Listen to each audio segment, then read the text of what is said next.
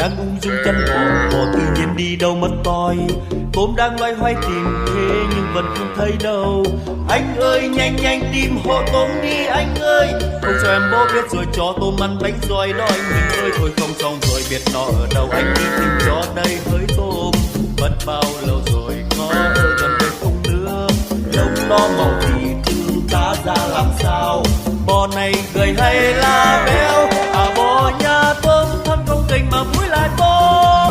Đuôi nó rất xinh, hai cái sừng của nó rất nhọn, màu da đen sẫm lông màu vàng nhìn trông rất đẹp.